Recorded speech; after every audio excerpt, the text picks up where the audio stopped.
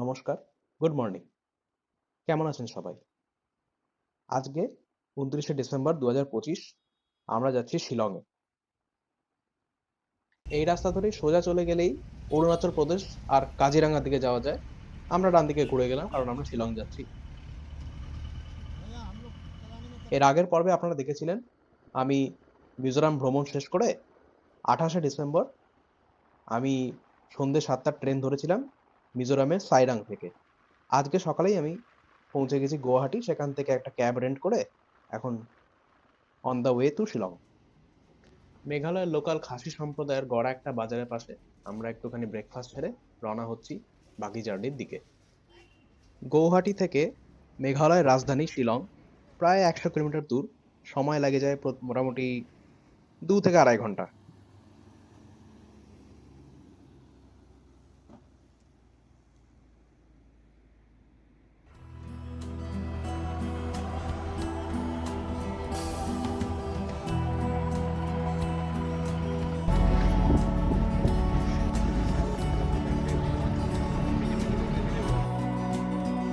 আজকে আমাদের প্ল্যান হচ্ছে শিলং শহরের প্রাণকেন্দ্র পুলিশ বাজারে আমরা আজকে ঘুরে আসবো।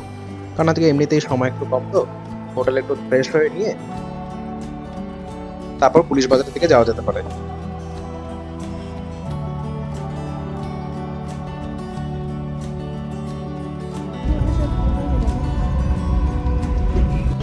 Ikan nambah sekarang Fatima. Ayun na pipi.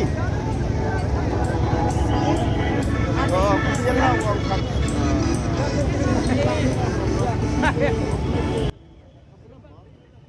Snacks খাওয়া, টুকটাক শপিং করে আমাদের পুলিশ বাজার ঘোরা এখানেই শেষ। এখন হোটেল ফিরি। কালকে থেকে শুরু হবে আমাদের শিলং ঘোরা।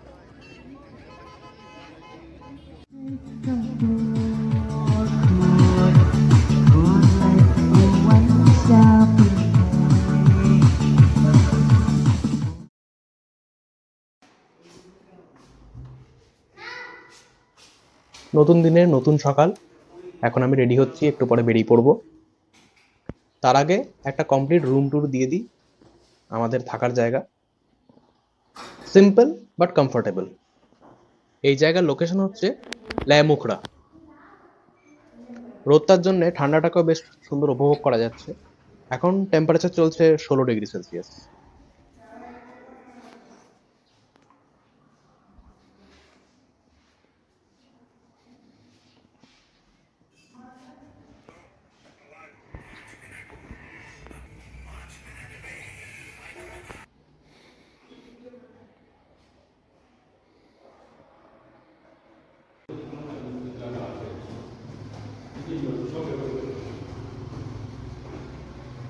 হোটেলের ব্যালকনি থেকে এই হচ্ছে ভিউ।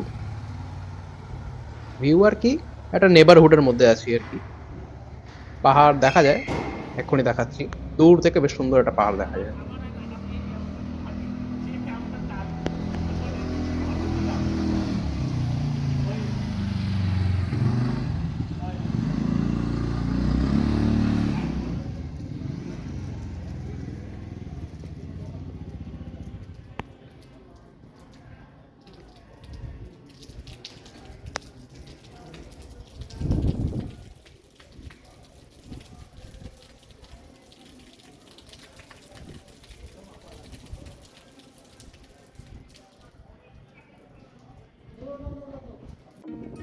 ব্রেকফাস্ট করে রেডি ফেডি হয়ে বেরিয়ে পড়লাম আজকে লোকাল শিলং ঘুরতে। আজকে প্ল্যান হচ্ছে প্রথমে উমিয়াম লেক যাব, সেখান থেকে ল্যাটলুম ক্যানিয়ন যাব, দিয়ে ল্যাটলুম ক্যানিয়ন থেকে ফিরে এসে যতটা পারবো লোকাল শিলং যা আছে বাকি সেগুলো এক্সপ্লোর করার। এই হলো আপার উমিয়াম লেক ভিউ পয়েন্ট।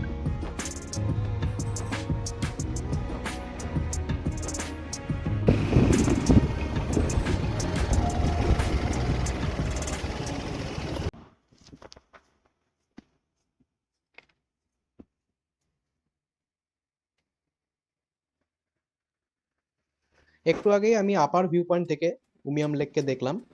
এখন আরো নিচে নেমে এসে একদম উমিয়াম লেকের ঠিক সামনে আছি।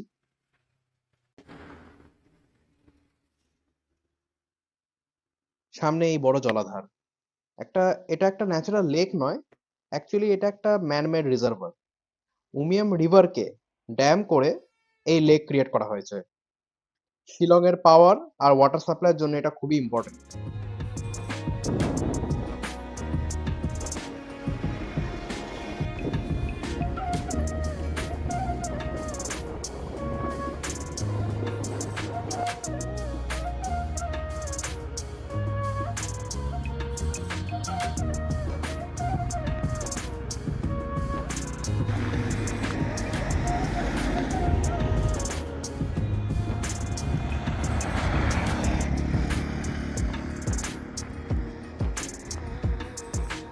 এখন আমার গন্তব্য ল্যাটলুম ক্যানিয়ন।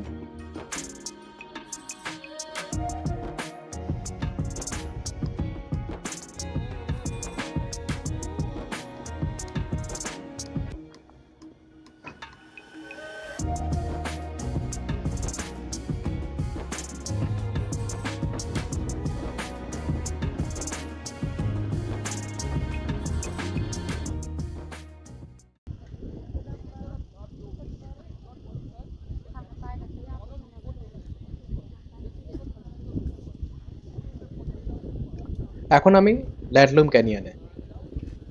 জিওগ্রাফিক্যালি এই জায়গাটা ইস্ট খাসি হিলসের পার্ট। ল্যাটলুম কথাটার মানে হচ্ছে এন্ড অফ হিলস।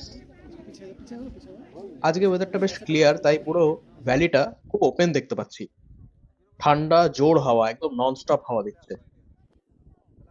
বেশ ভালোই লাগছে এরকম জায়গায় দাঁড়িয়ে থাকতে।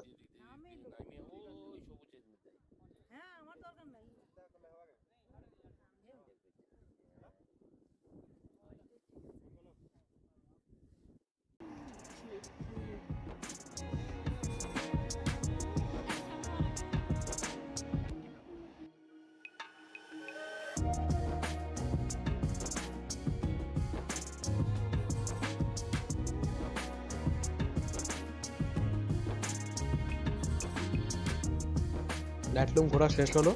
ল্যাটলুম থেকে শিলং কিছু 23 কিলোমিটার রাস্তা। শিলং হাই এলিভেশনে থাকার জন্য ময়েস্টের উপরে উঠে ঠান্ডা হয়ে যায়, আর মেঘগুলো লিটারেলি পাহাড়ে হাইটে নেমে আসে। তাই এখানে সন্ধ্যাবেলা হলেই শিলং মেঘের ভেতর চলে যায়। সকালে এই ওয়েদারটা একদম ব্রাইট ক্লিয়ার স্কাই, সেম দিনের মধ্যে দেখুন। আর এটা অ্যাকচুয়ালি ফগ না, এটা মেঘ, তাই জন্যই তো বলা হয় মেঘালয়। বৃষ্টিটাও বড় জলের ফোঁটা নয়, ঠিক স্প্রের মতো।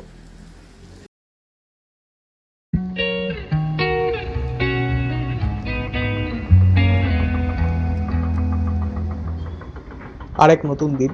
আজকে আমাদের প্ল্যান ডাউকি রিভার আর মালিনং ভিলেজ।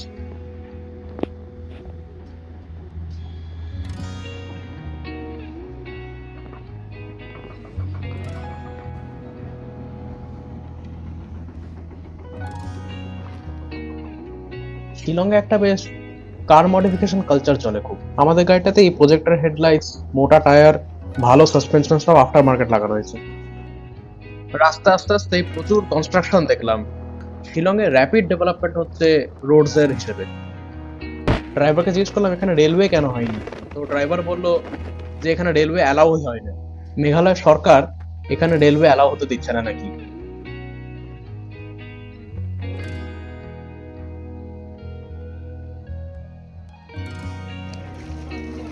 পৌঁছে গেছি এখন ডাউকি নদীর তীরে। ডাউকি নদীতে বোটিং করা আমার একটা শিলংয়ের বাকেট লিস্ট মতো ছিল। এমনি বোট রিজার্ভে এখানে 1000-1200 টাকা করে পড়ে সিজন অফ সিজনের হিসাবে। আমি দরদাম করে 700 টাকা রাজি করিয়েছি। চলো দেখা যাক ঘুরে।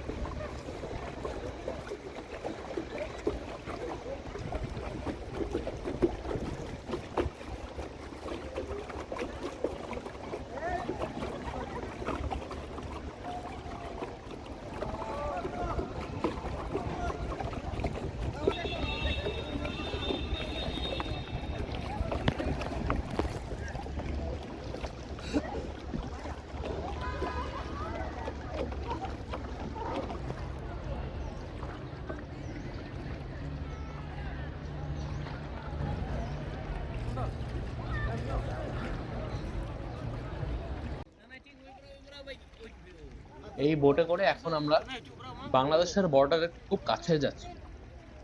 একটা টাইম ছিল যখন ইন্ডিয়া বাংলাদেশের পরিস্থিতি একটু ভালো ছিল, তখন ওই পাড়টা দেখছেন, ওই পাড়ে নামতে দিত। ওখানে ফেন্সিং, বর্ডার সিকিউরিটি ফোর্সের চেকপোস্ট, এগুলো সব দেখা যেত। এখন পরিস্থিতি ঠিক না, তাই নামতে দিচ্ছে না। তো এই দূর থেকেই যা দেখতে পাচ্ছি সেটাই এখন ক্যামেরাতে রেকর্ড করেছি আমি।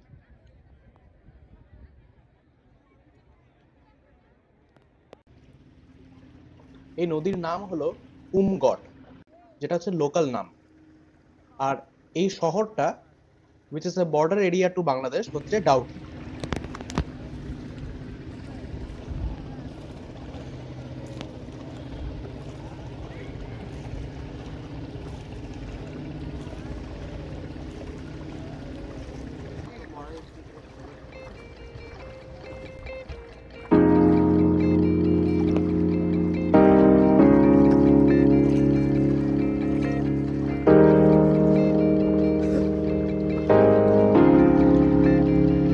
এই বোট এবার সামনে একটা ঘাট আছে, সেই ঘাটে নামাবে। সেই ঘাট থেকে একটা একটা ওয়াটারফল দেখতে পাবো।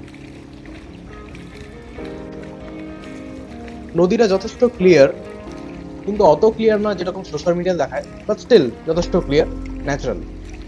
এই জল এত পরিষ্কার কারণ রিভার বেডটা লাইমস্টোন, আর সেডিমেন্টটা অনেক কম। জলের স্রোতটা অনেক আস্তে, আর পলিউশন অলমোস্ট নেই বললেই চলে।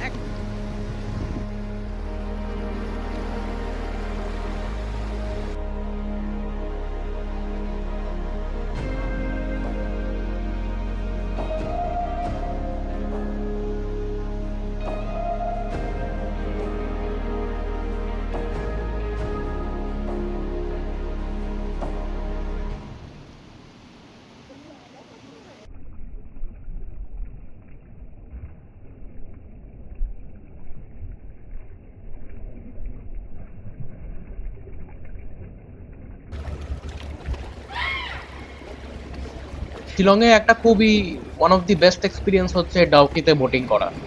তবে আমি বলবো এই বোটিং বেস্ট এক্সপিরিয়েন্স করতে গেলে উইন্টার্সে আসা ভালো, আর একটু ভোরের দিকে আসলে খুব ভালো হয়, যেমন সকাল 7টা 8টার দিকে। তখন জল একদম ক্রিস্টাল ক্লিয়ার থাকবে। এখনো পরিষ্কার পেয়েছি, কিন্তু এর থেকেও পরিষ্কার হবে যদি একটু ভোরের দিকে আসা যেত। এমনিতেও বোটিং করতে আমার বড় ভালো লাগে। এর আগেও কাশ্মীরে ডাল লেকে বোটিং করেছিলাম। দুইয়েরই এক্সপিরিয়েন্স দুর্ধর্ষ, বাট দুটো দু রকমের। শিলংয়ে আসলে ডাউকিতে বোটিং অবশ্যই করবেন।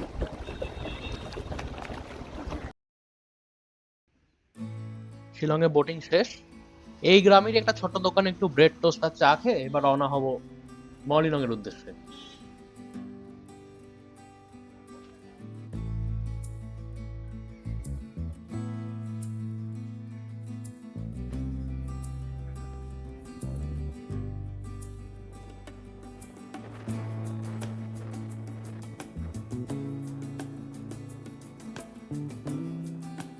ড্রাইভারের কথা অনুযায়ী এই যে গাড়িগুলো দেখতে পাচ্ছেন বাদিকে দাঁড়িয়ে আছে গাড়িগুলো, এই গাড়িগুলো হচ্ছে এখানকার কিছু লোকাল গ্রামের লোকেদের গাড়ি।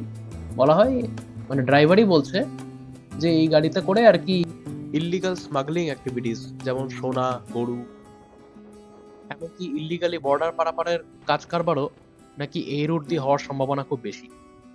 সরকার আর বিএসএফ কে আরো সক্রিয় হতে হবে যাতে এই অ্যাক্টিভিটিস গুলোকে বেশ আটকানো যায়।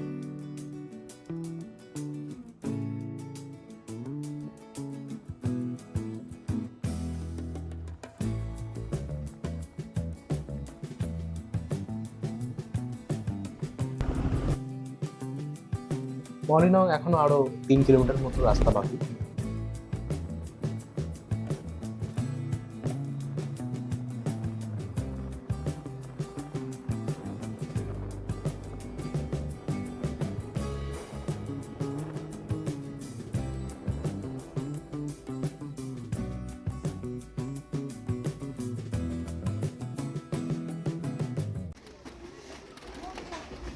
পৌঁছে গেছি আমরা মাওলিনং ভিলেজ।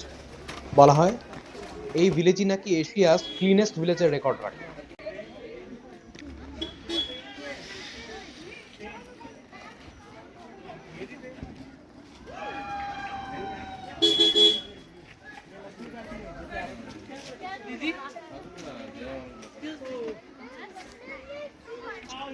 মাওলিনং এ ঘুরছি, ছোট্ট গ্রাম কিন্তু পুরো পরিষ্কার।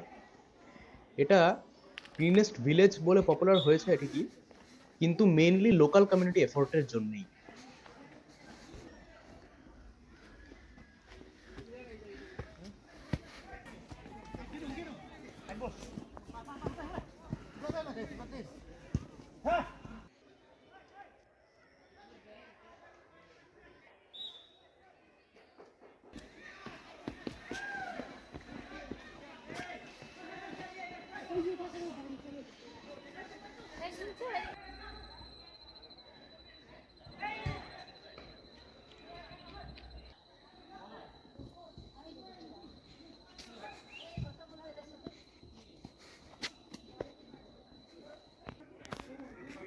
এখানে জবা নেই?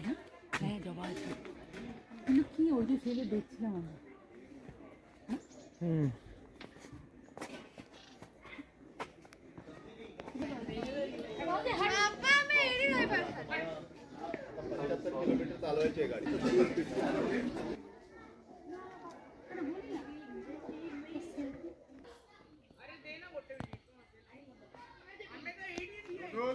জিওগ্রাফিক্যালি মাওলিনং সাউথ মেঘালয় আর ইস্ট খাসি হিলসের পার্ট। হেভি রেইনফল হয় এখানে, তাই ন্যাচারাল ড্রেনেজ সিস্টেম আর ব্যাম্বু ডাস্টবিন ইউজ করে ভিলেজটা ক্লিন রাখা হয়।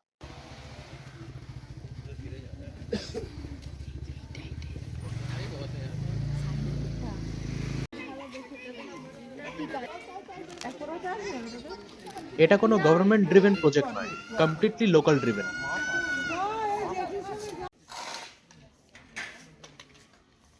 মাওলিনং আসলে মনে হয় প্রগ্রেস সবসময় কংক্রিট আর উঁচু বিল্ডিং দিয়ে মেজার করা হয় না। কিছু জায়গা আছে যেখানে শান্তিটাই অ্যাচিভমেন্ট।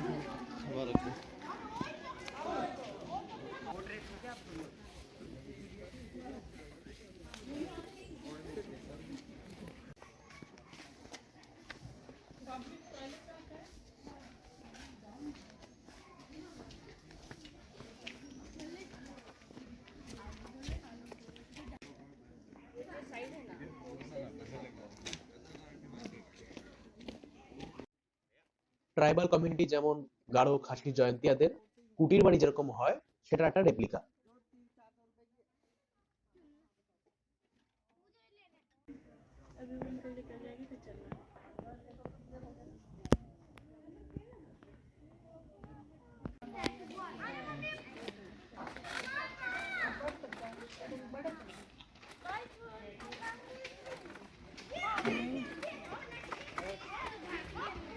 कितनी हो गया यार?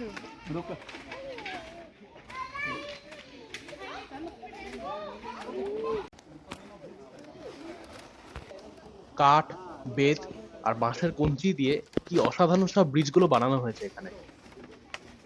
একটু খরমর খরমর আওয়াজ করছে বটে, বাট খুবই মজবুত আর বেশ অ্যাডভেঞ্চারাসও লাগছে।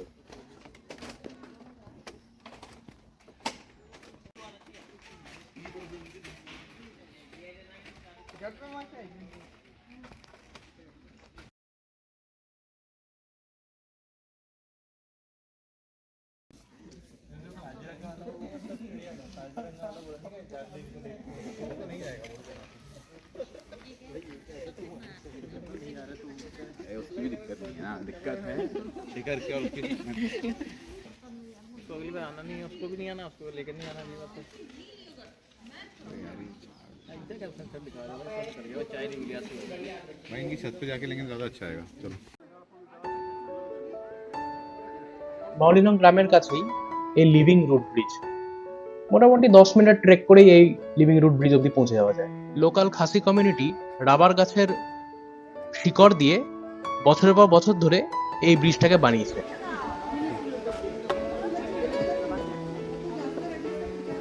এই ব্রিজটা স্ট্যাটিক নয়, যত বছর যায় তত রুটস গ্রো হয় আর ততই ব্রিজটা স্ট্রং হয়।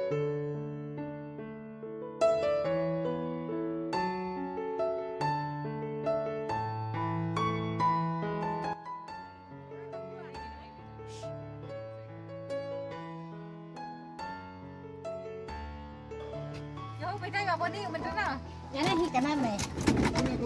Đây thì bằng sông lăng nọ mày.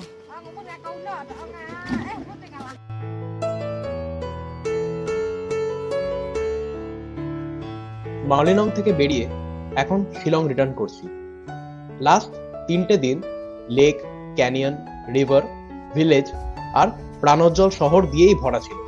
সাথে মেঘালয়ের মেঘ, ঝিরঝিরে বৃষ্টি, সকালের মিষ্টি রোদ্দুর, প্রত্যেক ওয়েদারের যেন একটা আলাদাই ফ্লেভার পাওয়া হলো। কাল আমরা রওনা হব গুয়াহাটির উদ্দেশ্যে। এই ব্লগ এখন এখানেই এন্ড করছি, কিন্তু গল্প চলতেই থাকবে। Thanks for watching.